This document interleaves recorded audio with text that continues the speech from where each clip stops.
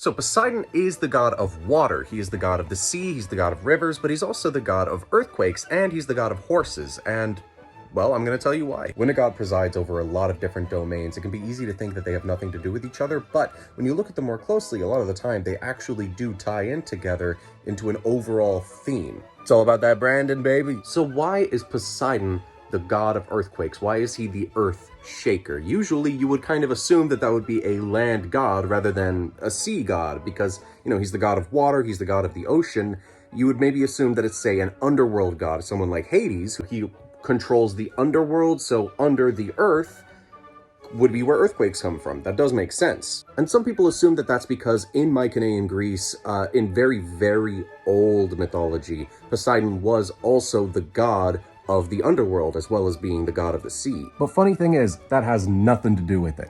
It actually is entirely because he is the god of the sea. The idea was that because he was the god of the sea, and because the Greeks were, you know, surrounded by water, all land is surrounded by water, and they were a nation of islands mostly, he would basically just grab the land with the sea and use that to shake it around.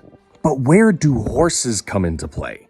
Believe it or not, that is also because he's the god of water. See, there are a lot of misconceptions that can pop up around different animals. If you've read Hamlet, you know that they used to believe that peacocks would sustain themselves by eating the air.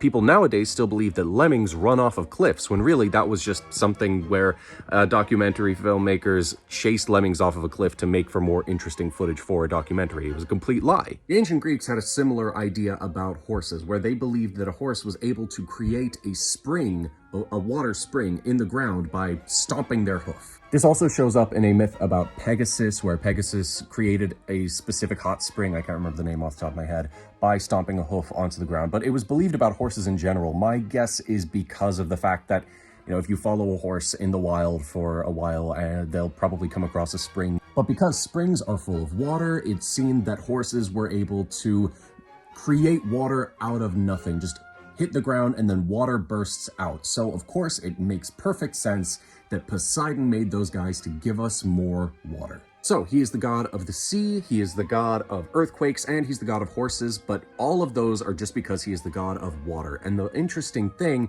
is that if you look at other Greek gods and what they are the gods of, a lot of the time you will also find that they all loop in together into one major theme.